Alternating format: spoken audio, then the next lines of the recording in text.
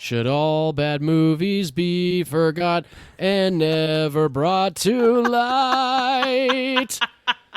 Should all bad movies be forgot and all lengths? Hey, everybody, welcome back to Movies You Missed Podcast, episode 90. Happy 2020, motherfucking 4. V, how are you today? I'm great, John. Perfect intro to the new year. I thought so. I guess we'll keep that in then. Most definitely. Sweet, sweet. I actually am not a fan at all of that song, Auld Lang Syne. I think it's a ridiculously awful, awful holiday song, but I made it better, and I made it my own. You did make it better because I hate that song too. Oh, fantastic. We are on the same page then. Majority of the time as we are. Welcome back, everybody. It is 2024. We are bringing you our new episode here this Wednesday. Hopefully everybody had a very safe and pleasant and drunken new year. Maybe you ordered some Chinese food. Maybe you watched a good movie. Maybe you watched a bad movie you wish you could forget. Because we've done that before many, many times. That's right, and that's actually what I did. Chinese food and movies. Hey, there you go. Nothing wrong with that. I like to pop a little champagne. I'm usually the only one awake. My wife usually passes out between 9:30 and 10 o'clock on New Year's just about every year over the last maybe 7 years. So I spend it kind of looking at her, whispering Happy New Year, kissing her on the cheek, and then dragging her to bed off the couch. But we're not here to talk anymore about the new year, although it is a new year. We're doing 2 new movies that we have not discussed here before at Movies You Miss Podcast. But before we do that, for those of you that are brand new to Movies You Miss Podcast in the year 2024, welcome to episode 90. You've got 90 hours of podcast to listen to. And a brief intro to who V and I are. We are industry veterans, 25 years collectively of being in the entertainment industry. We've also been friends that long time as well. And we recommend movies, we discuss movies, we like to not spoil movies. It's a new year, we're not going to spoil, we're going to continue with that. And I'm looking forward to these 2 movies that we watched for this opening of 2024. Before we do that, though, as we always like to discuss, the movies we watched in the theaters or the movies we watched at home streaming. I believe we both saw some things. That's right, we did. Sweet. V, do you want to start? I think I went last week first. Sounds like a plan. I actually saw 1 movie in theaters and 1 movie on streaming this week. I went and saw The Iron Claw, which you discussed last week. Oh, yes, indeed. Which is a story that just rips your guts out. Yeah, it definitely does. I actually didn't know anything about the Von Erich family. I don't follow wrestling. I've never really been a fan, but I've been hearing wonderful things about the movie and especially Zac Efron's performance, and of course from you as well. So I really wanted to give it a shot. Even though I'm not into wrestling, I thought it was a very good movie. The movie was good. Zac Efron was great. Yes. He needs to be nominated for the awards as well. Yeah, I think he might get it. This is definitely a adulting turn for him, and he's been in R-rated movies before. I think I mentioned that before, Neighbors and Bad Grandpa and Baywatch and whatnot, and those are really hilarious, entertaining movies. But this one was like a piece of humanity, and like you said, he was fantastic. He stole the show. He did. Every single scene he was in, he stole, and he was with some other great actors, and still he was the shining star. And the other person who I thought was really great was Maura Tierney. She played the mother, and I really liked her subtle performance. I think she did a great job. And just overall, it was a fascinating story, especially because it's based on a true story, a real family. Right. And I think that even if people aren't into wrestling, they should totally give it a watch. Definitely. I completely agree with that. And my buddy Monty, who has been a big fan of this show from the beginning, he has been into wrestling for decades and decades. And so I immediately messaged him after watching the movie. I was like, dude, you got to go see this. Oh, yeah. So definitely. For wrestling fans and non-fans alike, definitely give this movie a shot. Completely agree. Great. And for my second movie of the week, I watched something on streaming. I watched, funny enough, the second Guy Ritchie movie of 2023. He released 2 last year. Both of them were awful. Aww. Yeah, I'm a big Guy Ritchie fan, but very disappointed with both. The first one was Operation Fortune, which I watched about 6 months ago. The second one that I watched last week was The Covenant with Jake Gyllenhaal. Oh, that's right. I remember seeing that trailer, and the trailer was great. It was, and Jake Gyllenhaal, of course, gives a fantastic performance. He's good in everything he's in, but he was the only good part about the movie. Oh, that's too bad, though. The story, I just couldn't get into it enough to care. It didn't grab me emotionally, so I just didn't care the entire time, and it was a bummer. And I thought, hate when that happens. Yeah, but I stayed with it because of Jake, and his performance kept me interested enough to finish the movie. But otherwise, no, you should miss it. All right. Like I said, remember seeing the trailer and being like, oh, interesting, Guy Ritchie in a war movie. Not that he can't do that, but I never got around to seeing it. There were posters all over the local theater here about it, but I think it only was in the theaters for like a week. I don't think anybody saw it over here. Yeah, and so that'll definitely be on the movies you should miss list when we do our recap at the end of the month. And lastly, I'm going back to the theaters because the last 2 nights they've been showing the Lord of the Rings Extended Edition at Cinemark Theaters. Oh, yeah. So I've seen Fellowship, The Two Towers, and tonight completes the trilogy with The Return of the King. This is all to celebrate the 20th anniversary of the Return of the King release. Jeez, 20 years. I know. That's so madness. It is. It's crazy to think about, not only 20 years, but it feels like it's been in my life at least since I was a child. And maybe that's because my dad read and like told us about Lord of the Rings when we were really young. But like I remember when the movies came out, we saw all of them, of course, back to back because they came out like 2001, 2002, 2003. And I was completely obsessed with these movies. Not to the point where I was putting elf ears on my face and going and dressing up like Legolas or anything like that, but my wife and I actually watched the first one, Fellowship, about 2 or 3 weeks ago, and it had been a couple of years, and I was like, God damn, this is a good fucking movie. So we haven't finished the trilogy yet, but I know we plan on doing that soon. Yeah, it actually was really perfect timing for me. I've been thinking about rewatching this series for the last couple months, and I saw the news release that they were releasing them in theaters, and I was like, oh, okay, perfect timing. And they actually are having another 3-night event next week, so if you want to check your local theater schedule, they're doing the same thing next week, so if you want to give it a shot and rewatch these in theaters, you might be able to. They do have the marathon, a 1-day marathon of all 3. Oh, yeah. That one of the theater employees mentioned last night that he was going to. And I was like, that's dedication. I can't do it. That was like when Infinity War and Endgame came out. The El Capitan in LA did every Marvel movie. Yeah. It was like 80-something hours, and a friend of mine went, and like it was like McDonald's for breakfast and Burger King for lunch, and it was an insane ticket price. And I was like, what the fuck are you doing, dude? Like, come on. Having an experience. I know. And I sound so lame, but I just was like, come on. But, if they did a trilogy of Back to the Future or like Jurassic Park, none of this Jurassic World horseshit, just Jurassic Park, Lost World, and Jurassic Park 3, I would go to that in a day. I think that would be a lot of fun.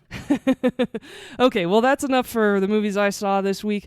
John, you want to tell our audience what you saw in theaters this week? Yes, indeed. I kicked off January 1st of 2024 with a movie from 2023 that just only came out about 2 weeks before the new year hit.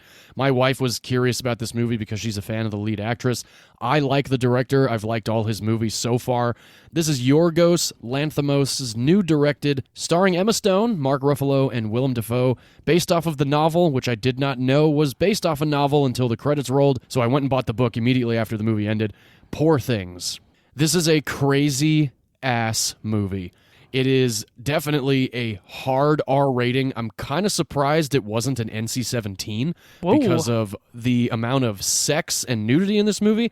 Now, again, no problems there at all. Amy ended up not liking the movie as a whole, but she enjoyed the cinematography and a lot of the costumes and a lot of the colors. And it's very steampunk. It's set in the 1880s, and it's somewhat of a take on Frankenstein. Willem Dafoe is kind of the monster that creates, these things, and he's got all these half animals running around his house. Like there's a French bulldog head on a chicken body, and there's a duck head on a dog body, and it's very, very interesting. And Bella Baxter is this character that's been reanimated back to life, and she's learning, pretty much from the ground up how to speak and eat and play and all this kind of shit. And then she discovers sex, and that's when it kind of gets really crazy. But the movie I personally very much enjoyed. I thought from the beginning it was completely engrossing. It's beautifully shot. The colors are absolutely stunning. The costumes are incredible. Emma Stone was fantastic. This is my favorite Mark Ruffalo performance I've ever seen the guy in. He was fucking fantastic. And Willem Dafoe was also killer. Gerard Carmichael showed up at one point, and I thought he was pretty good. It's 2.5 hours, and that was another thing that Amy had a problem with. She thought it was too long, but I thought it was just the right length. Again, absolutely loved the movie. The soundtrack also, oh my gosh, is fucking fantastic. If you are a fan of any of these actors, or if you like The Favorite, if you liked Killing of a Sacred Deer, or you like The Lobster, check this movie out. However, it is not going to be for everybody. But it was for me, and I completely, like I said, really, really enjoyed it. Amy liked the women empowerment aspect of the storyline as well, but overall, she just didn't like the movie. She thought it was a little bit too weird for her. But yeah, I fucking loved it. I am definitely going to get this when it comes out. Like I said, bought the book. If I knew it was a book, I would have read it before. But I'm looking forward to reading the book and then possibly seeing the movie again in theaters, because it is an experience for sure. Nice. Hell yeah, guys. It is 2024. Oscars are coming, as are the Golden Globes, even though V and I are not as big on the Golden Globes as we are the Oscars. So looking forward to seeing what the Oscar nominations for this year will be. I believe there's going to be some interesting ones and some unfortunate ones, but we'll get to that when it happens. So without further ado, I think we should get adrenaline fueled and get 2 meatball sandwiches with Johnny Utah. It's time for lunch. Angelo, it's 10:30. Right around that corner, there is a sandwich shop. They sell meatball sandwiches. Best I've ever tasted. Would you go get me 2? Come on, partner. 2. Thank you.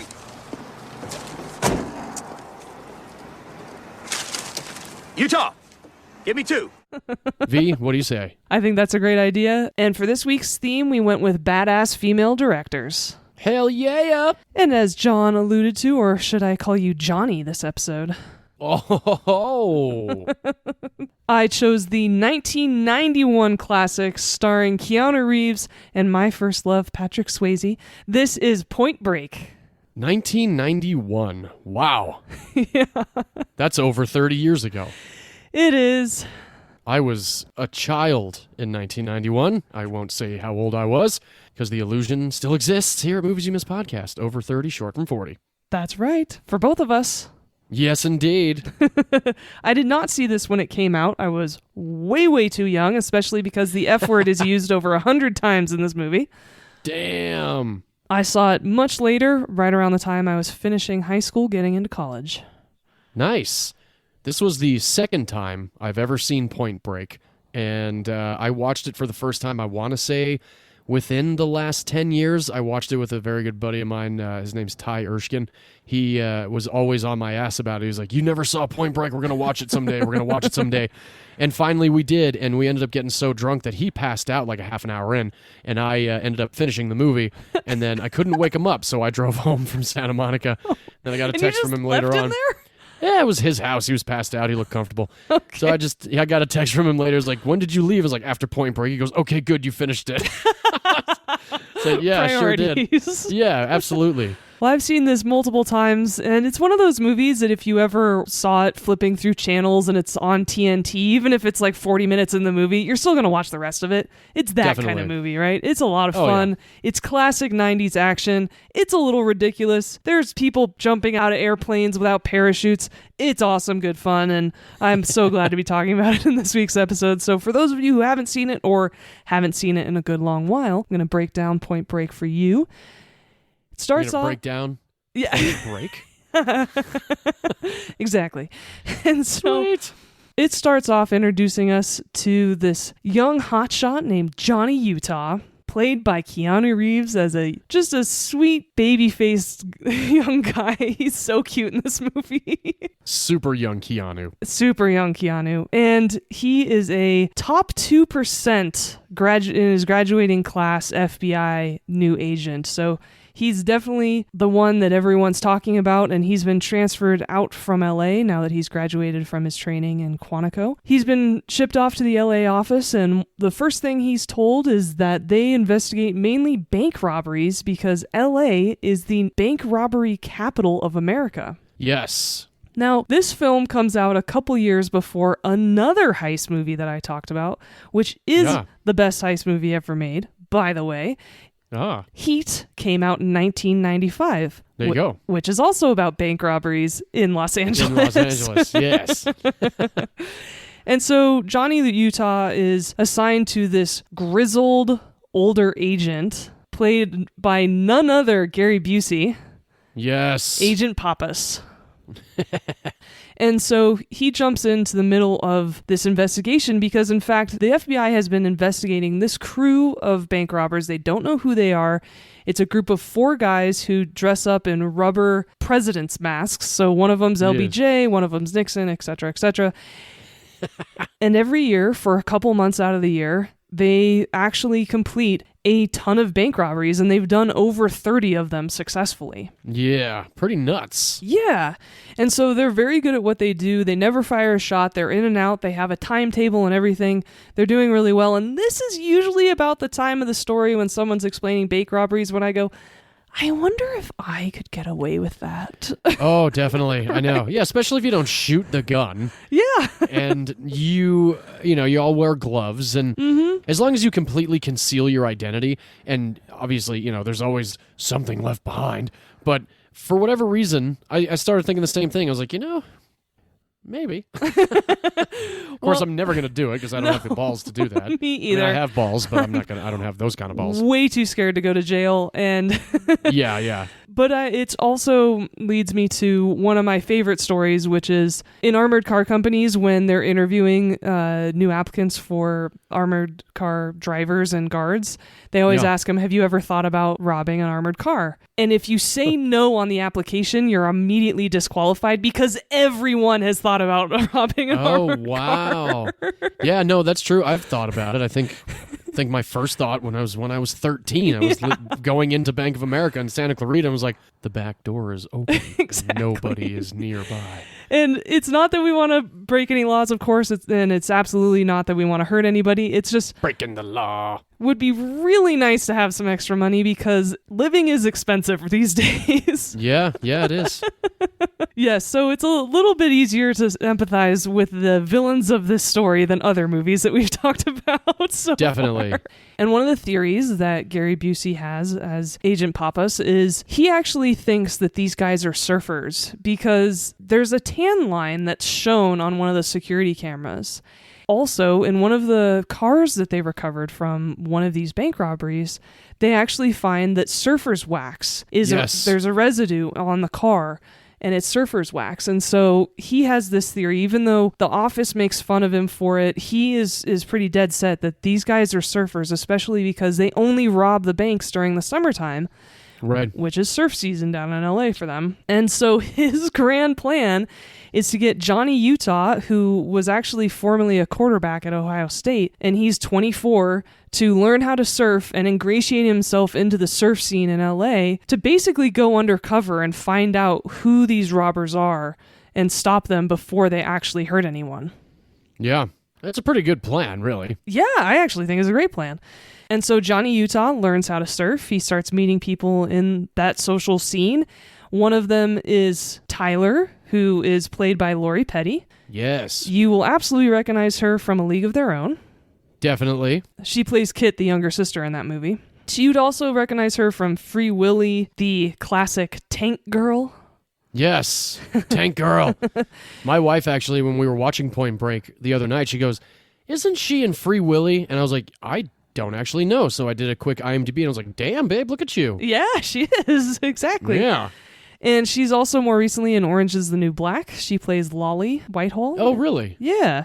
Oh, wow. My favorite role of hers, even though it is an absolutely horrible movie, I don't care, it's a guilty pleasure of mine, she is in the Pauly Shore comedy In the Army Now. I love her in that film. I don't think that's a Pauly Shore movie that I've seen. Oh, I need to introduce you to it then. Yeah, I've seen Son-in-Law, obviously, Encino Man and Biodome.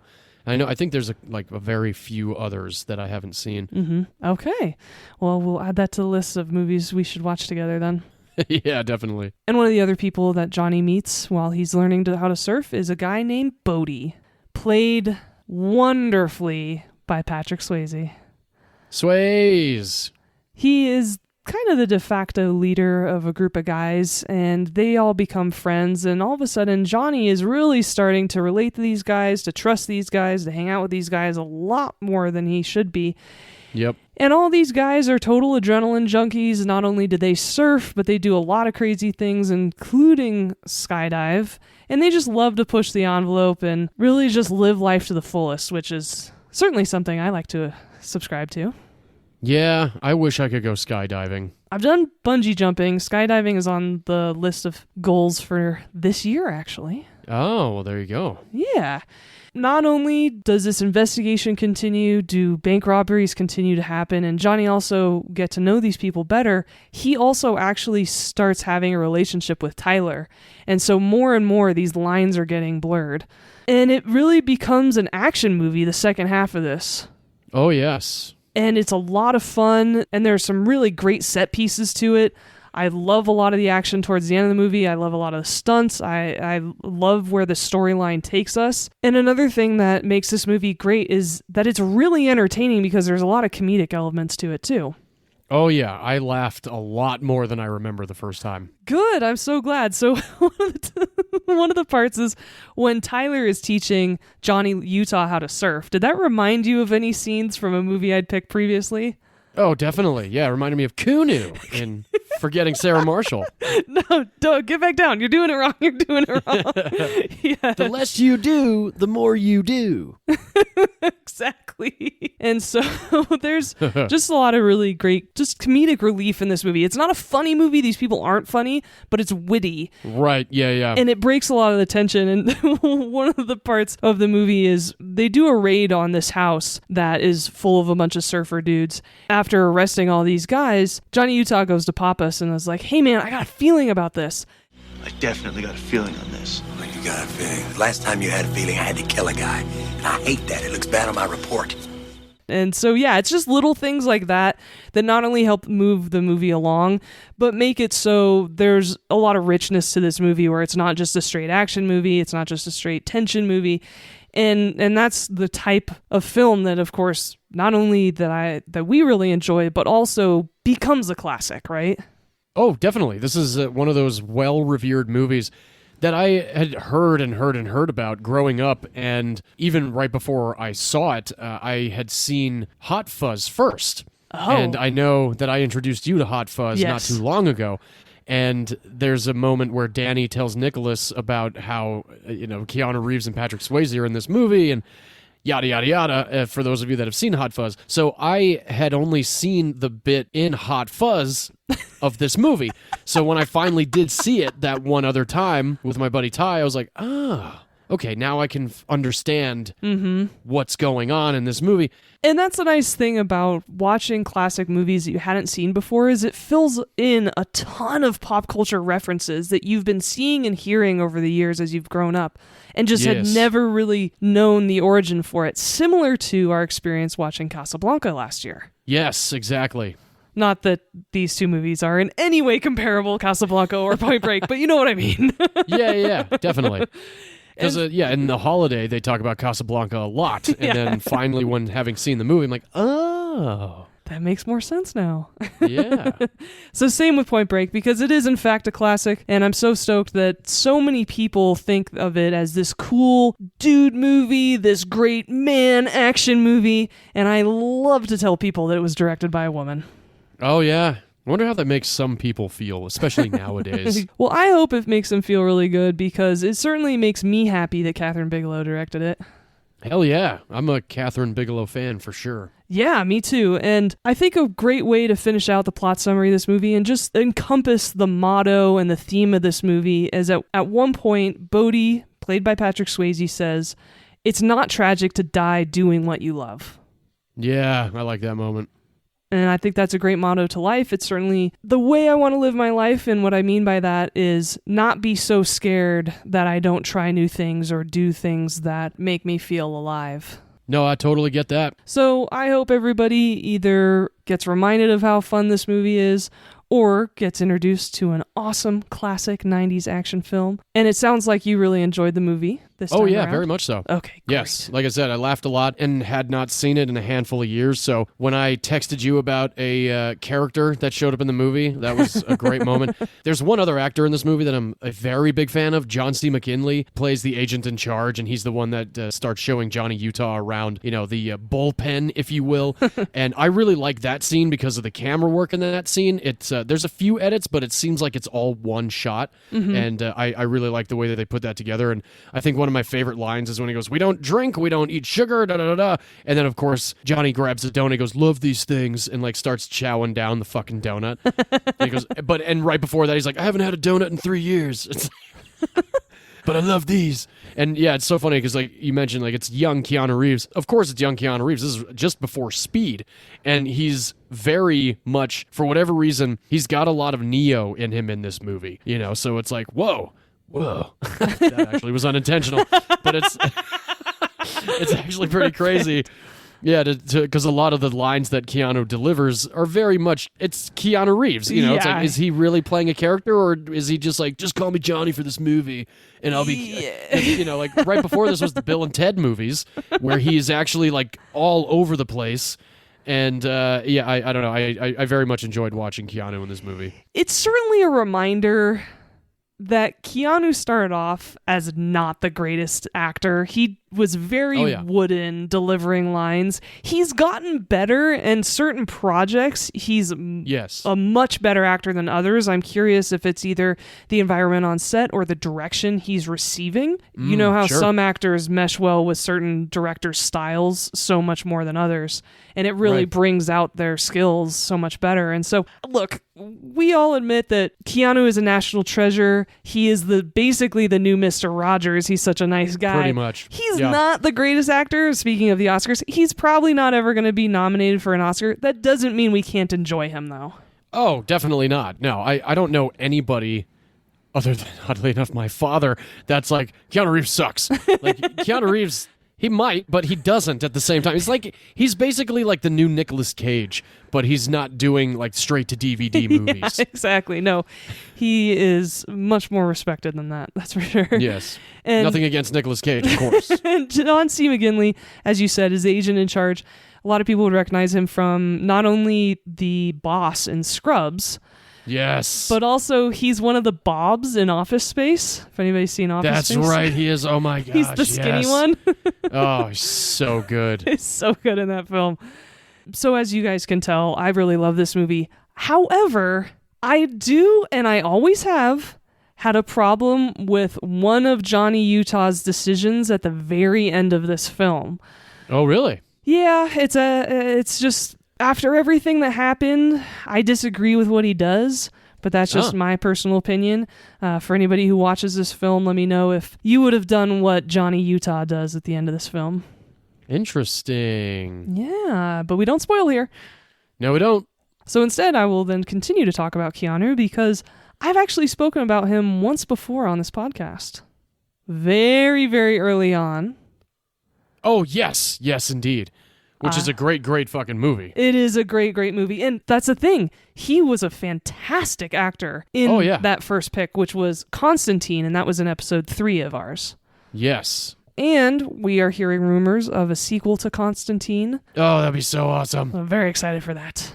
Hell yeah, and they better do it right by bringing back Peter Stormer. He played the devil. Yeah. It was great. And because this is an action movie, I will just talk about Keanu's action credits. Oh, geez. All right, we'll be here for the next 2 days. No, because for a long time he was known as a rom-com, artsy leading man. Yeah. This was actually his first ever action movie. Oh, no way. Okay. Yeah, before that he was in like My Own Private Idaho and all that stuff. So after this, of course, he starred in Speed, which was amazing, and it actually still holds up. He's also in a sci-fi cult classic that I love called Johnny Mnemonic. Oh, yeah. I've never seen that one. Dina Meyer's in it. You have to see it. Oh, totally got to watch Johnny Mnemonic. Ice-T's in it, too. Is he really? Yes. Oh, boy. I got to check it out. Oh, it's great. And he's also in Chain Reaction. Fuck, yeah. With Rachel Weisz. That's right. And Morgan Freeman. That's a good one. I like that movie. Of course, he stars in the Matrix movies. Yeah. He was a cop again in a movie called Street Kings by David Ayer, which I think is a pretty good movie. I never did see Street Kings. It's been on my watch list since it came out, actually. I really want to check that one out. Nice, I'd watch that with you. All right. And then, of course, he's John Wick. Yeah. My sister just watched the 4th installment, and she texted me that she very much enjoyed it. Good, I'm glad. It will certainly be making an appearance on our wrap-up of 2023 in a couple weeks. Yeah. Patrick Swayze was my first ever on-screen crush. Oh, wow, really? When I was... A young warthog. When I was about 8, I watched Dirty Dancing every single day for a couple months. What the hell? Yeah. Well, I don't even know how that movie is. I've never seen it. I was obsessed with that movie. I loved it. It was my first ever on-screen crush, and I loved him. And so when I was old enough to see this movie, I was stoked because it was seeing him in a brand new light. Yeah. Is he more shirtless in Dirty Dancing or in Point Break? In Point Break, because he's surfing all the time. Oh, okay.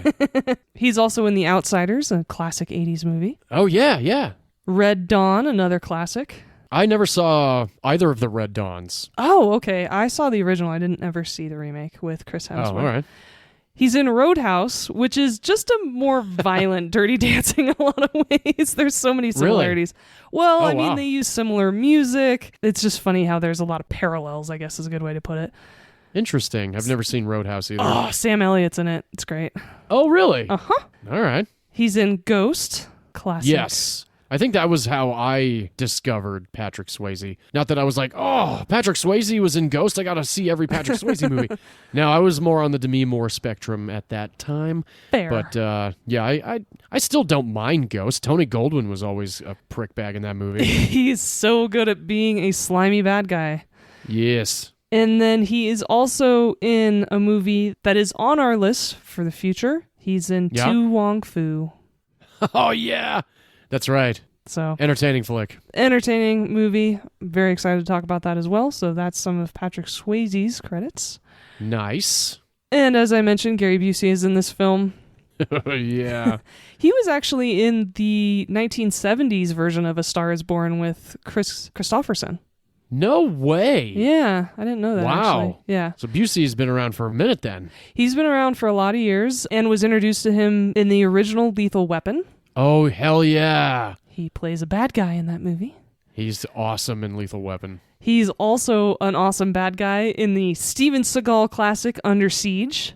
Oh, yeah. Never saw that one. Oh, my God. Tommy Lee Jones is in that film. That's actually... Really? It's the only Steven Seagal movie I think is good. Oh, wow. I've never seen a Steven Seagal movie. Oh, my God. Yeah, that's a good thing to claim. But I do think Under Siege is good. But I love Gary Busey in the kids' classic Rookie of the Year. I guess I don't remember him in Rookie of the Year. He's the pitcher who's the mentor. He has a mustache at the time. Oh, my God. Whoa. That's wild. I have not seen Rookie of the Year. It's got to be 20 years. Oh, same. Yeah, it's been a long, long time. That kid was in everything. That kid in King Arthur's Court. Then he showed up in American Pie. Like he was around for, I don't even know what the guy's name was, but Kid in King Arthur's Court also had Kate Winslet in it. No, it did not. Yes, it absolutely did. Oh my God, I never knew that. Yeah, Kate Winslet is in A Kid in King Arthur's Court. Oh, Jesus. Yeah. We all got to start somewhere. Indeed. And one of the writers for this film is W. Peter Ilf. And the reason I bring him up is because he also wrote 2 very classic 90s movies. Okay. He wrote Varsity Blues. Oh. Starring James Van Der Beek. And John Voight. And Paul Walker. Oh, no way. Mm-hmm. I haven't seen Varsity Blues, I think. 20 years, right? 20 years, yeah. Exactly. It's been a long-ass time. It should stay in the 90s. And then he also wrote Patriot Games. Oh, no kidding. Yeah, he helped adapt the script. Very cool. Yeah. And as we mentioned, this week is female directors. Catherine Bigelow is the director of this film. Yeah. She was previously married to James Cameron. Yeah, she was. And one of my all-time favorite award show jokes is about Catherine Bigelow and James Cameron. Oh, yeah? Was it around Hurt Locker? It was around Zero Dark 30. It's Amy Poehler and Tina Fey. And oh, yeah. just listen to this. you've been following the controversy over Zero Dark 30, but when it comes to torture, I trust the lady who spent 3 years married to James Cameron.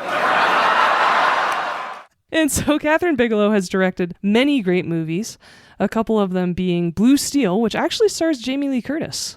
Yeah, I was looking at her IMDb the other day, and I saw Blue Steel with JLC, and was like, oh, I got to add that to my watch list. I saw it when I was much younger in the 90s, but I remember it being a pretty good movie. Well, that's pretty good then.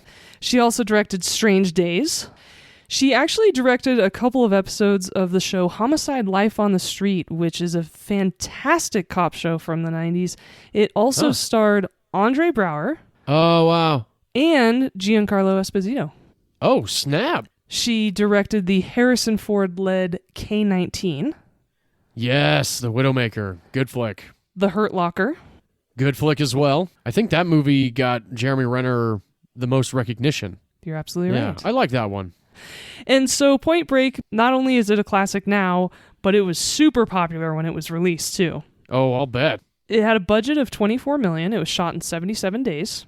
Wow, 24 mil? That's kind of a lot for... That is a lot. Yeah, I thought so too. I guess maybe location shooting and the stunt sequences, especially the skydiving. I don't know. I don't know either. 24 million. Because you and I would recognize every single filming location. Oh, hell yeah. Oh, definitely. Which I'll get to.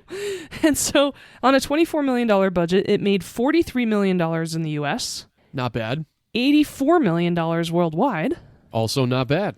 U.S. rentals for the film grossed over $20 million. Damn. And worldwide rentals were much higher. Really? Which means in total, this film grossed over $120 million. Wow, that's pretty badass, though. Yeah, on a $24 million budget. Hell yeah. Yeah, and for the locations, so first, when they're walking on the pier, when they're discussing what their plan is, and Johnny Utah's walking, holding a surfboard, wearing a suit. That is actually the Manhattan Beach Pier, and I recognize it immediately because I used to live in Manhattan Beach. There you go. For people who have either lived in the Southern California area or have visited it, because this is a very famous tourist attraction spot, Neptune's Net. Oh, yeah. Out in Malibu. It is a very famous restaurant. Recognize that immediately. I used to ride my motorcycle out there, actually. Yeah. PCH. That's right. And they also filmed at Dockweiler State Beach. Oh, yeah. Leo Carrillo State Beach. I've done many a bonfires on Leo Carrillo State Beach. Oh, yeah. I used to go to Dockweiler all the time. And then also Redondo Beach and Culver City. Culver! Yep, that's where a lot of the bank robbery filming was shot. Yeah. I never really spent a whole lot of time in Redondo Beach. I'd either go to Newport or Manhattan Beach. Redondo was one that I kind of just drove by. Yeah. This is actually the first movie that Keanu Reeves plays a former Ohio State quarterback. Oh, that's right, because there is another one. Can you name that film? Yes, we talked about it in last week's episode, The Replacements, where he plays right. Shane Falco. Wow. Way to pull that name out. Nicely done. I like The Replacements. I think that movie's hysterical. It's an underrated Gene Hackman film that more people should watch. That's right. Gene Hackman's in it too. Oh, man. And for many of the surfing scenes, Patrick Swayze actually refused to use a stunt double. Oh, sweet. And he was also an accomplished skydiver, which is why there is a scene in this film where you see Patrick Swayze's face. He's looking right at the camera, and he then jumps out of the plane, and you're like, holy shit, that was Patrick Swayze, because it was Patrick Swayze. That's badass. Yes, he was a regular skydiver, and he had made 55 jumps before this movie. Whoa. Yeah. 55. He really likes skydiving. And speaking of Dirty Dancing, when Bodhi is introduced to Johnny Utah and he looks at Johnny's surfboard, he says it reminds him of a 57 Chevy he used to have, which is the car he drove in Dirty Dancing. The stunt coordinator and second unit director, his name is Glenn Wilder on this shoot, and he held fight training sessions for the entire cast on the weekends. And that's because Catherine Bigelow wanted all of the actors to do their own fights and not use stunt doubles for that, so she could get tighter shots. Hell yeah. As you mentioned, there are a couple of people that you'd recognize in this film, including Anthony Kiedis. Yeah. The lead singer of the Red Hot Chili Peppers. Yes, I kind of wanted him in his scene to like come up and be like, "Hey, Utah!" Chicka, bow, wow, chicka, bow." Well, he actually missed all of the training. He was the only cast member to not show up to those weekend training sessions. Really? Yeah, and so when Anthony Kiedis' character gets in a fight in the movie, that's why he gets knocked out in one punch. No way. Nice. Yeah. Too busy recording Blood Sugar Sex Magic at the time? Probably, and also, I think, doing a lot of heroin, unfortunately. Oh, most definitely heroin, yes. And there is a scene in this movie where a dog is involved.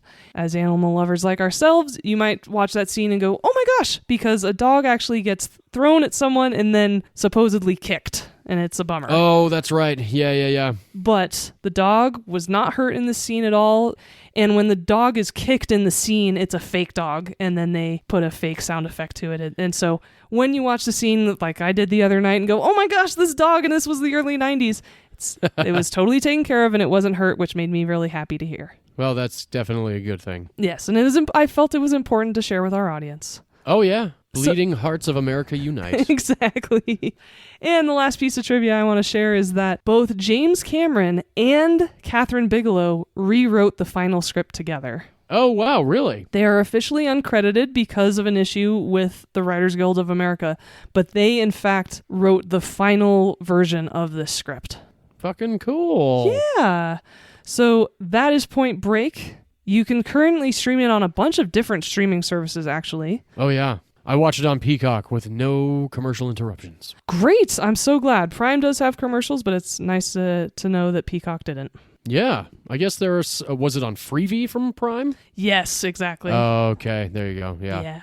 Perfect. So that is Point Break, directed by the legendary Catherine Bigelow. I'm so happy to be able to talk about this film to kick off 2024. And now I believe it is your turn to discuss the film you picked, directed by a woman this week. All right. Sounds good to me. This movie comes from 2017.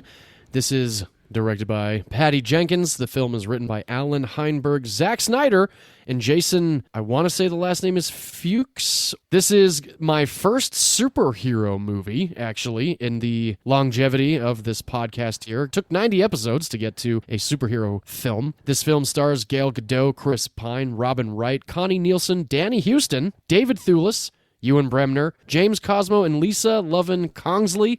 This is Wonder Woman, everybody.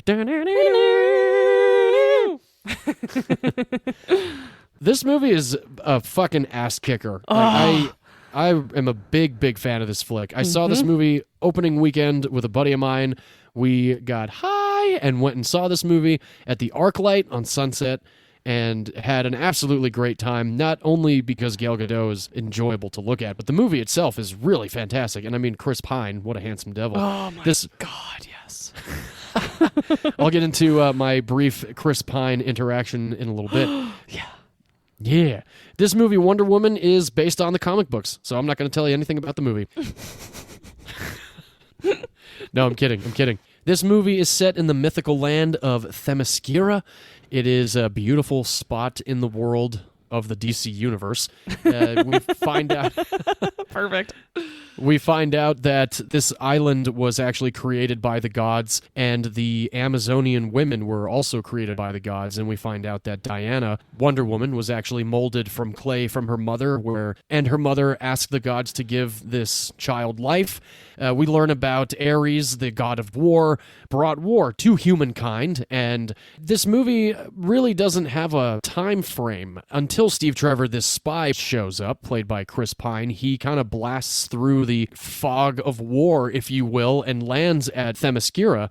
At this point, Diana is an adult, and she has been training under her aunt Antiope, played by Robin Wright, who we've discussed on this podcast a few times. The Princess Bride. And A Christmas Carol, not too long ago.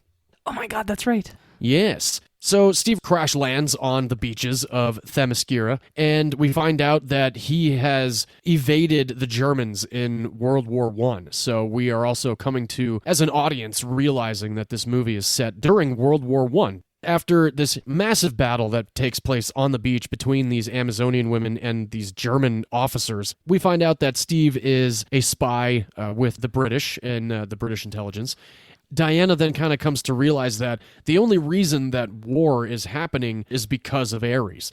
She goes to her mother, Queen Hippolyta, played by Connie Nielsen, and is like, I'm going with Steve back to wherever he came from to stop Ares. This is Diana's first foray into human nature other than Amazonian nature and culture. And she's seeing what's going on in the world, and she's just very heartbroken by all of this because Ares is the god of war, and he's bringing war to humankind, and humans shouldn't have to bear this sort of, unfortunate reality of war between each other. At one point, she's seeing a lot of new technology and flying planes and ships and guns and all this stuff. And in Themyscira, they train with swords and spears and bows and arrows and their bodies. Basically, they're very strong female warriors in Themyscira. And she's also noticing that there's not a whole lot of women that are in the battles of World War I. It's mostly men. And, this kind of becomes one of those fish out of water tales of Wonder Woman, basically, although throughout the entirety of the movie, nobody ever does call her Wonder Woman. I don't know if you noticed that. I did notice that. Yeah, it's very fascinating because obviously in most DC it's like, oh, Superman, oh, Batman, oh, Flash, la la la la. And this one is basically Diana. There's a very entertaining moment very early on after they get off the boat that they've taken from Themyscira back to the world of men. And Diana is introducing herself to Steve Trevor's secretary. And she says, oh, what's your name? She goes, oh, I'm Diana, the princess. And he goes, Diana Prince. Diana Prince. I thought that was kind of an entertaining nod to Princess Diana. Oh, yeah. I was thinking of when they met the secretary and she's like, well, what do you do for Steve? And the secretary goes, oh, whatever he wants, whatever he tells me. And she goes, on my island, we'd call that slavery. And the secretary goes, I like her. Yeah. And that actress actually is a very entertaining actress to watch. Her name is Lucy Davis. She is in a great movie that we will be discussing shortly here at Movies You Miss Podcast, starring Simon Pegg. Really? Yeah, she's in Shaun of the Dead. Oh, fantastic. Yes. So after that very entertaining moment of Diana meeting his secretary, we find out that not only is Steve Trevor this spy, but in the midst of all of this during World War I, there's a character played by Danny Houston. He plays a character named Ludendorff, and he's teamed up with Dr. Poison. And oddly enough, this character was actually a real guy in the German military, which is fucked up. He was they were both, him and Dr. Poison were giving off very early Nazi vibes. It was definitely super gross and creepy. Yes, very much so. And Ludendorff actually is one of the first people that authorized the use of mustard gas during World War I. So it kind of fits a little bit. There's a little bit of historical accuracy going on in Wonder Woman, because there were some moments in this movie where they're testing gas on people, unsuspecting people, of course, and it's pretty fucked up for, a PG-13 movie. And I as fucked up as this might sound, I think that that's really badass that there's some historical accuracy in Wonder Woman. I actually do think that's pretty cool as well. It lends some believability to an otherwise fantastical superhero story, right? Yeah, and that's another reason why I think Wonder Woman, the movie itself, works so well, is because I completely get, Superman falls from Krypton and ends up on Earth and is now Clark Kent and working at, the Daily Planet, whatever newspaper.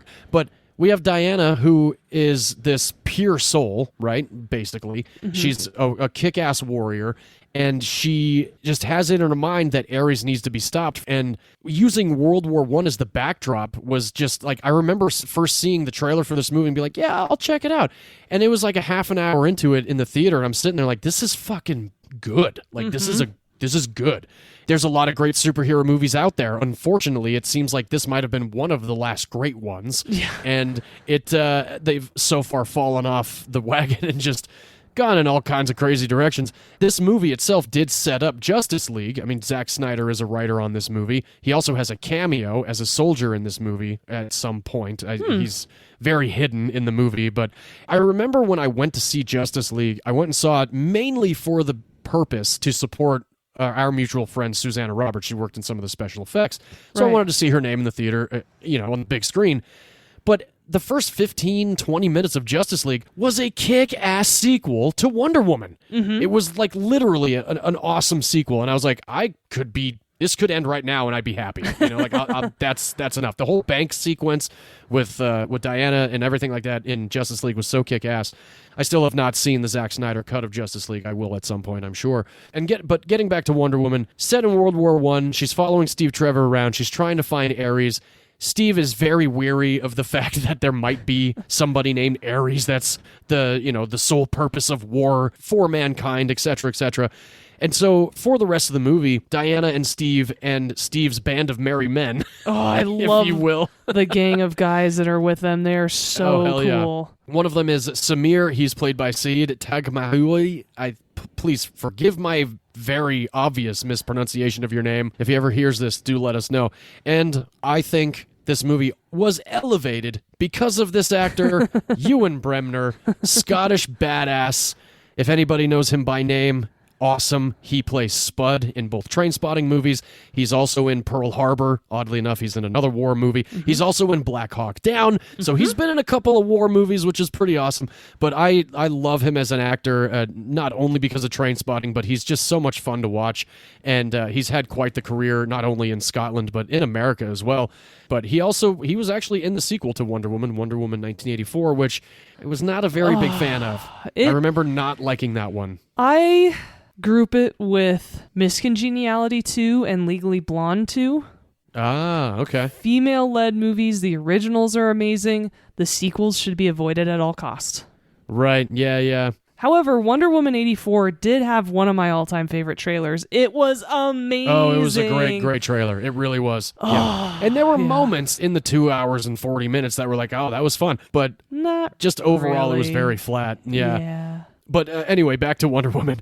Steve and his band of merry men, they come together to figure out what's really going on and basically try to stop the Germans in World War I, while Diana tries to find Ares and take Ares down. So that's pretty much Wonder Woman. I remember texting you, V, just the other night when I was, I think, maybe 8 minutes into it and being like, God, this movie's so good. I, again, saw it in theaters. I think I saw it twice in theaters, if Nice. I remember correctly. I bought the 4K. It's one of the very first 4K movies that I ever bought. And this might have been the 5th or 6th time total that I've watched Wonder Woman. Okay. I think the reason why I don't watch it as much is because it is so good, and I don't want to watch it too much, and then like after watching it too many times be like, yeah, it's all right. Because it's really a very well put together movie.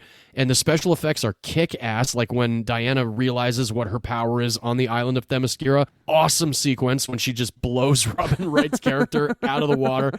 I love that. And the acting is great, too. Like, it's a very believable superhero movie. And I like when that happens. It doesn't happen often, like we said before. It's a very well-rounded flick. And I think Patty Jenkins did a great job. She had not directed anything in the $100 million budget range before. She'd done low-budget features. She also is the director of Monster with Charlize Theron and Christina Ricci, which won Charlize Theron her first Oscar. Patty Jenkins actually was in talks to direct this movie several years ago in 2005, but she got pregnant and decided to take some time off, and luckily was able to revisit it later on and get the job as director. And I think she did a pretty wonderful job. Before that, though, the movie started to go into development in 1996. Whoa. Ivan Reitman, yeah, Whoa. 1996. Yeah, and Ivan Reitman was actually attached to write and direct the movie. He ended up backing out around March of 2005, so he was involved for a solid handful of years. Joss Whedon was attached from March 2005 to February of 2007. He Makes left sense. the project. Yeah, because of a lot of creative differences, et cetera, et cetera. Mm-hmm. And then, of course, later on, Patty Jenkins gets the job. So congrats to Patty Jenkins for getting this production under her belt. She also did direct Wonder Woman 84. Won't hold that against her. And before I get too much into the trivia, V, I know we haven't really talked about this movie too much. What's your take on Wonder Woman? I love this movie. I think it's the best DCU movie that I've seen. All of the other ones, Batman v Superman, Man of Steel, Zack Snyder's Justice League, The Suicide Squad. I don't think, Aquaman, I do not think they're as good. I'm so happy that Wonder Woman, the ultimate comic book character for women, was actually directed by a woman. It makes me so happy. Yes. The intro is great. I think the exposition is done really well. It doesn't seem too forced, like, oh, they're only doing this for the audience so we can catch up. Right. Exposition is hard to do, well, at least. And I thought the first 10 minutes of this movie are fantastic. Oh, hell yeah. All of the Amazonians are gorgeous. Connie Nielsen, Robin Wright, they're beautiful women and perfectly cast for those roles. I think the chemistry between Gal Gadot and Chris Pine is fantastic. Yeah, I agree. That scene of them on the boat as they're leaving Themyscira is hilarious. I love that really entire conversation. And then Chris, at a later part of the movie, that conversation that's very emotional that they both have about who's responsible for World War I, he is so emotionally powerful in that scene. And it just reminded me how much of a fan I am of Chris Pine. Everybody thinks of him as this pretty boy, right? He is a fantastic actor. He is. He's very good. I think he deserves a lot more respect as an actor than he gets, and I think it's because he's so pretty that a lot of people forget about that. Similar to Zac Efron, actually. Sure. Thankfully, that's changing as well. Yeah. And I love the intro to every one of the gang, and when she kicks ass and Samir goes, I'm both frightened and aroused. I was like, that is a perfect description of Wonder Woman. Oh, hell yeah. And she could break you in half, but she's gorgeous. Yeah. And I think one of the reasons why this movie's so good is that it's so based in realism, right? I mean, the Fast and Furious movies at this point are so ridiculous because it's not based in reality, right? They're all superheroes at this point because they can't die. Yeah. Right? Yeah, exactly. And funny enough, that's actually where I was introduced to Gal Gadot. She was in 3 of the Fast and Furious movies. Right. Several of them came out before Wonder Woman. And I think the realism really puts so much humanity into a superhero movie, which I think is really important to make people care about it. Oh, yeah. And so, yes, I absolutely love this movie. I think the scene with No Man's Land is just epic. Oh, hell yeah. It's so badass. And then they move into that little town. And God, it's just such a great action sequence. And then the music on top of it.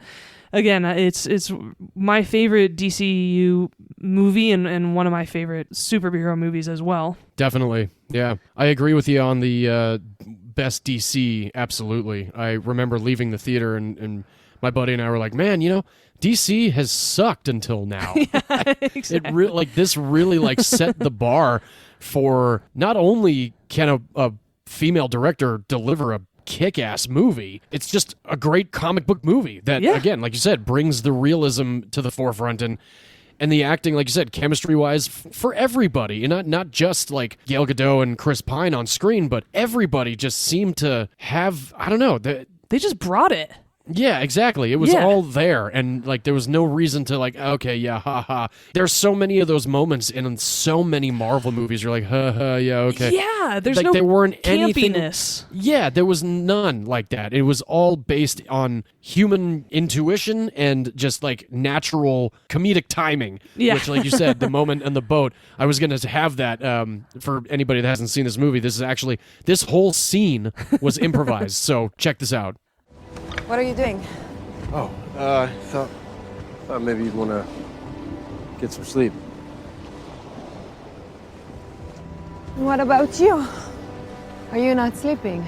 Does the average man not sleep? No, it's the Yes, we sleep. We just don't sleep with, You don't sleep with women? No, I mean, I do sleep with women. I sleep with... Yes, I do. But out of the, confines of marriage, it's not polite to assume, Marriage? Do you not have that, Donna? Yeah. You go before a judge and you swear to love, honor, and cherish each other until death do you part. And do they? Love each other till death? Not very often, no. Then why do they do it? I have no idea. So you cannot sleep with me unless I marry you? I'll sleep with you if you want. I'll sleep right there. There's plenty of room. Then fine, if you don't mind, I'll go. No, So it's I know. up to you. I'm just trying. I know it's up to me. I'm making the choice. I'll come sleep with you. Okay. Have you never met a man before? I mean, what about your father? I had no father. My mother sculpted me from clay, and I was brought to life by Zeus. Well, that's neat. Where I come from, babies are made differently. You refer to reproductive biology? Yes. Yeah, I know. I know all about that. I mean, I refer to that and other things. The pleasures of the flesh. Do you know about that? I've read all 12 volumes of Cleo's treatises on bodily pleasure. All 12, huh? Mm-hmm.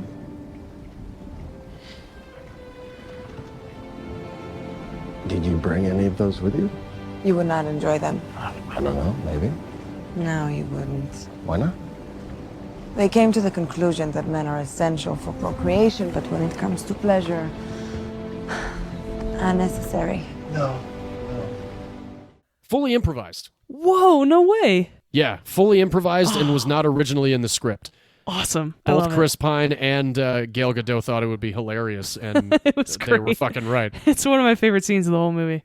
Yeah.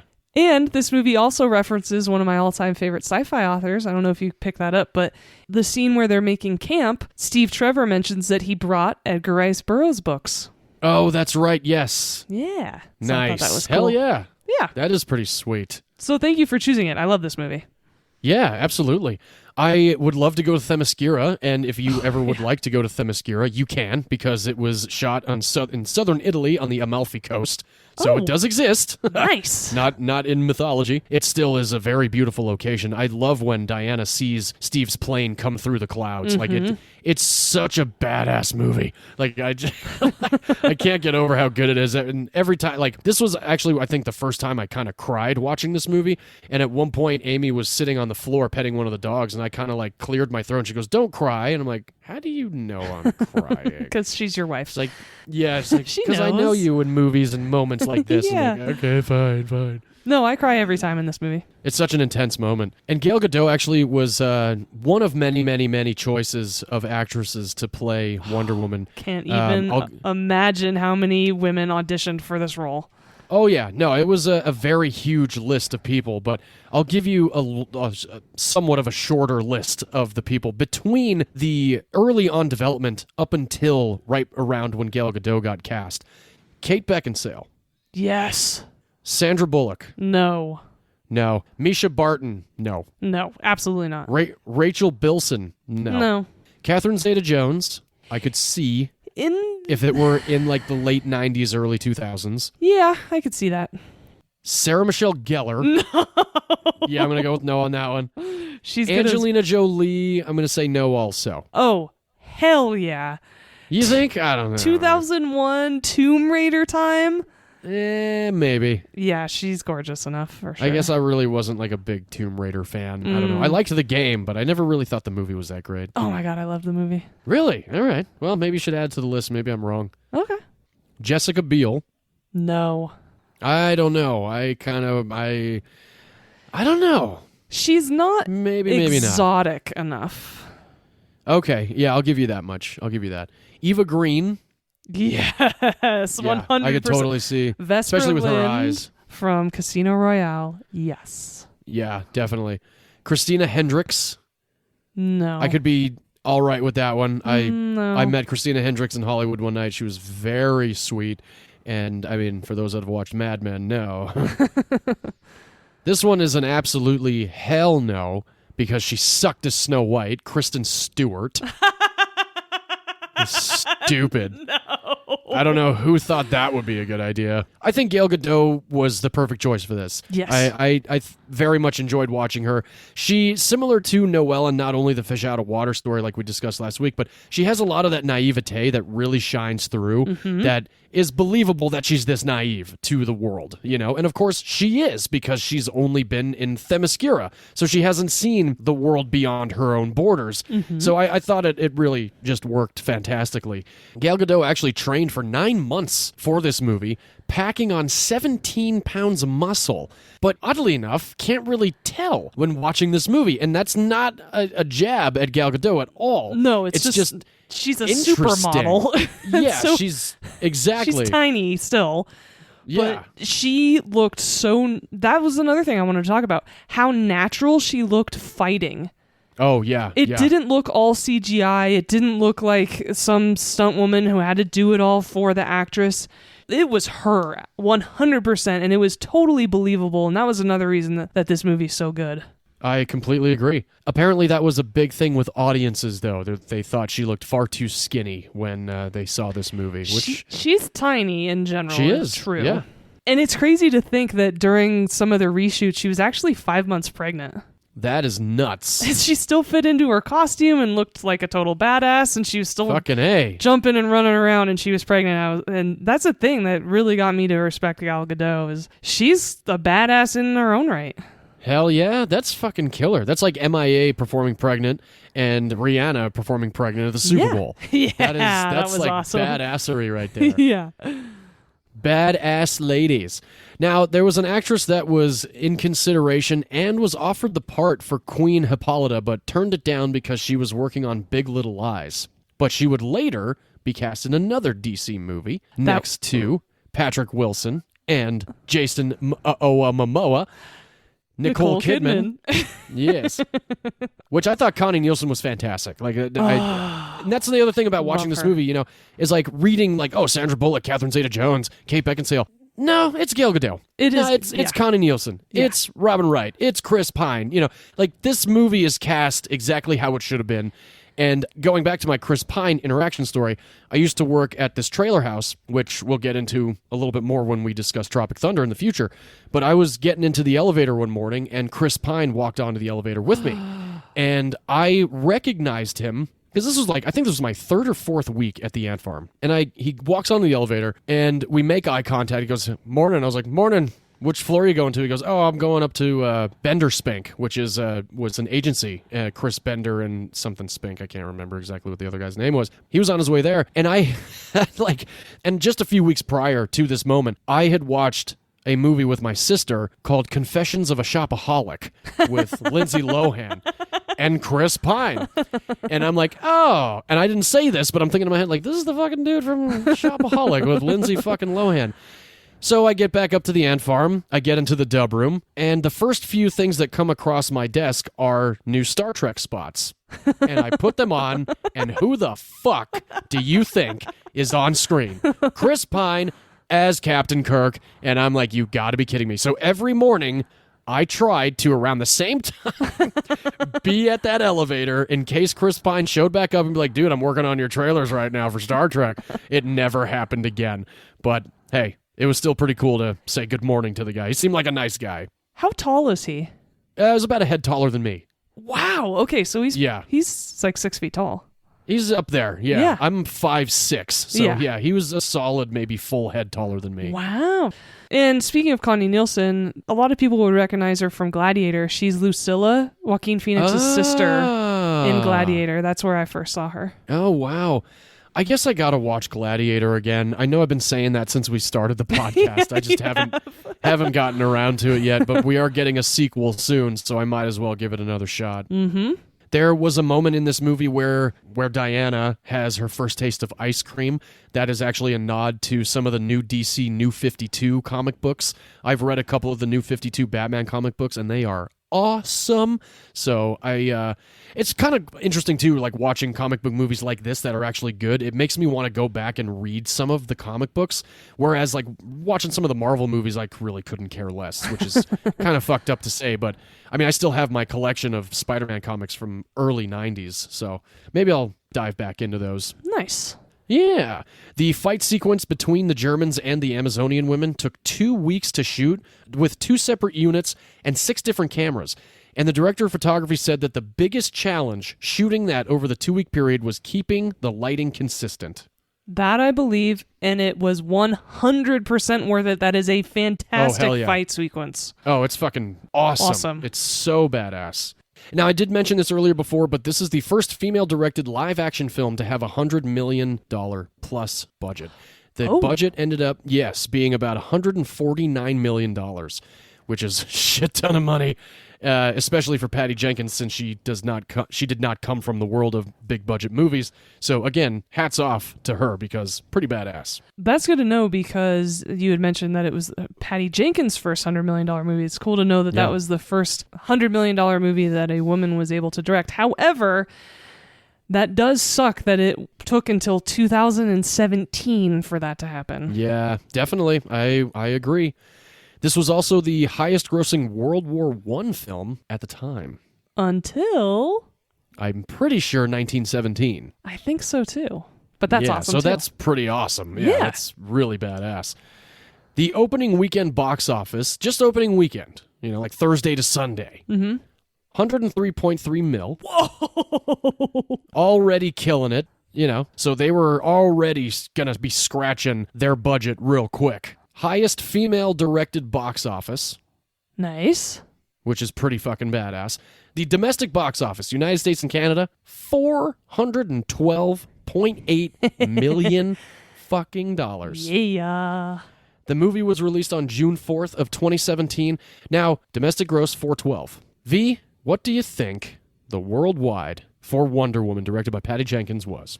I don't remember it hitting $1 billion. No, it did not. So I'm going to guess $843 million.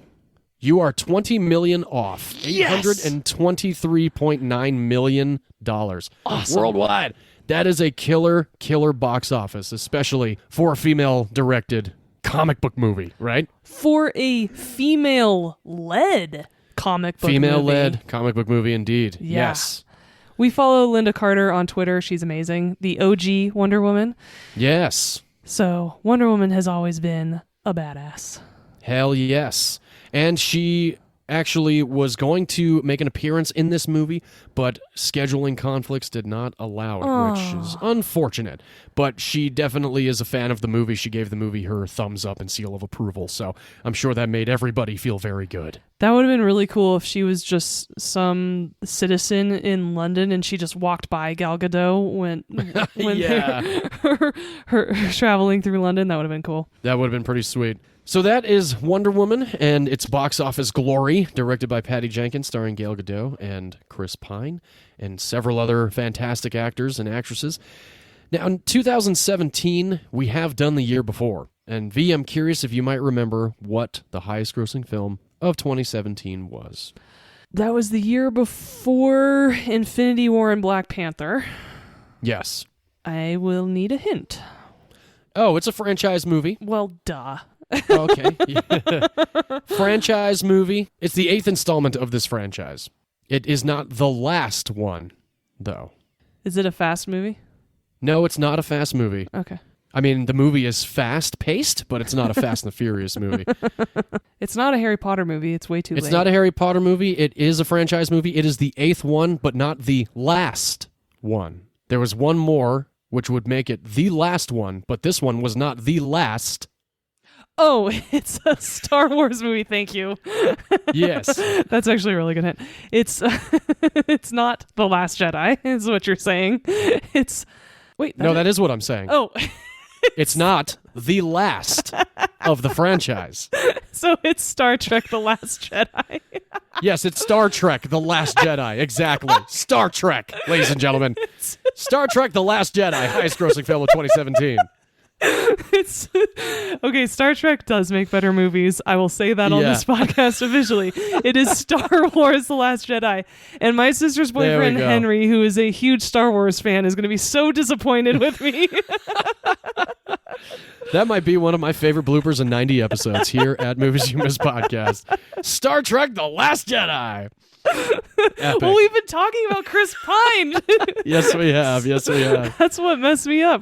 Oh, that's too good. Oh, that is too good. The second highest grossing film, the remake, live action, and computer animated Emma Watson-led Beauty and the Beast from Disney. Mm-hmm. Fourth highest grossing, Guardians of the Galaxy Volume 2, which I still think is better than the first one. I know a lot of people think that that's blasphemy, but I really like the sequel. You are definitely high. I wish I was. But I think Kurt Russell in that movie was fantastic. That's true, but the rest of the movie sucked. All right, fine. The 5th highest grossing film, Spider-Man Homecoming. Number 6, the first installment of It. The 7th highest grossing film, Thor Ragnarok. The 8th highest grossing film, Despicable Me 3. Number 9 was Logan, the badass R-rated Wolverine flick. The 10th highest grossing, a Fast and the Furious movie, Fate of the Furious. 8. The 8th installment of the Fast and the Furious franchise. God, it was only number 10 of the year. Yes, indeed. The 11th, Justice League, oddly enough. Oh, funny enough. Yes. Number 12, Christopher Nolan's World War II epic Dunkirk, which I am a big fan of. The 13th highest grossing film, Coco, which was my choice several episodes ago for Dia de los Muertos. Number 14, a somewhat DC movie, Lego Batman, with Will Arnett as the voice of Batman. Number 15, my favorite of the Jordan Peele movies, Get Out. Number 17, Pirates of the Caribbean, Dead Men Tell No Tale. I know a lot of people don't like that movie. I think it's pretty badass. I thought Javier Bardem was a great villain. I think I'm verbatiming what I said the last time we did 2017. I think so too. Number 18, Jumanji, Welcome to the Jungle, which was a lot of fun. Yes. I love that movie.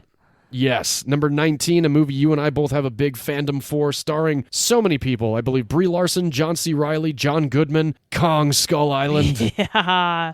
Tom Hiddleston. Yes, thank you. Loki. Number 20, Hidden Figures. I'm a big fan of that movie. Taraji P. Henson and Janelle Monáe and Octavia Spencer. Great movie about women at NASA. Black women at NASA, mind you. Mm-hmm.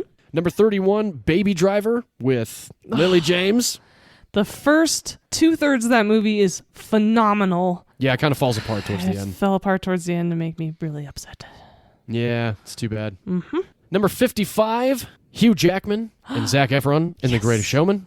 Which is a vinyl soundtrack that you just received for Christmas. I did. My wife gave it to me along with a brand new record player, and it sounds amazing. And it's a limited edition, so I have a lyric book and a poster, and it's a red vinyl, which is really badass. It is. The 67th highest grossing movie, a movie that you and I seem to agree on. Amazingly animated, beautiful songs, just not the greatest story. Moana. Mm-hmm. And the 3rd highest grossing film of 2017, my pick for this week for episode 90, Wonder Woman, everybody. Awesome. Yeah, so that's Wonder Woman, the year 2017. That is episode 90. Wrapping it up just about. But V, I'm curious. Would you watch Point Break with your grandma? No, just because she would not find it entertaining. There are scenes of people sleeping in bed together, but there aren't any sex scenes. There's no real nudity. I mean, I think you see a guy's butt once or twice, but that's it. As I said, there's the F word that's used, I think, 110 times in this film. So there's a whole lot of cussing. Yeah. But otherwise, I would totally watch it with my dad. Actually, both my parents, I wouldn't be a problem. My sisters. So, yeah, I mean, it's a fun action movie. Definitely mid to late teens and above could watch it without a problem. Yeah, I agree. And John, would you watch Wonder Woman with your grandma? Yes, I would have watched Wonder Woman with my grandmother. I think she would have had a good time with it. Definitely a great female empowerment movie for just about any age. Oh, I completely agree. Yeah. And that is Wonder Woman. If you care to check out Wonder Woman after this conversation, you can stream it on HBO Max or, like me, watch your 4K copy. Nice. Thank you guys again for joining us here on Movies You Missed Podcast for episode 90. Please do rate, review, subscribe, follow us on Twitter, TikTok, Instagram, Facebook, all of the things. Hang out with us. Can't wait to get into our reviewer requested picks shortly here.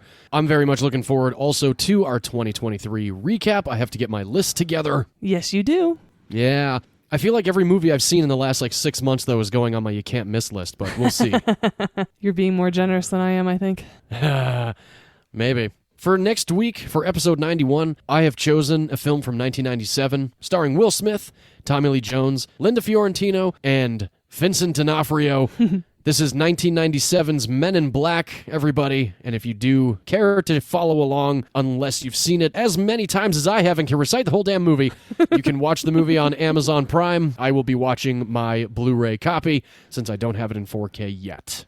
Nice. V, what are you choosing for episode 91? I am choosing a oft-forgotten sci-fi movie from 2011 that I absolutely love and was really surprised by. And funny enough, speaking of Star Trek and Chris Pine, this movie is actually directed by J.J. Abrams, who directed these Star Trek movies. It was produced by Steven Spielberg. That's right. It stars Elle Fanning as well as Kyle Chandler. This is Super 8. And you can watch it if you have a Paramount Plus subscription. Nice. I am going to watch my DVD copy. I remember seeing this movie in theaters with my dad, and we both walked out of like, hell yeah. Awesome. Super 8 was badass. Mm-hmm.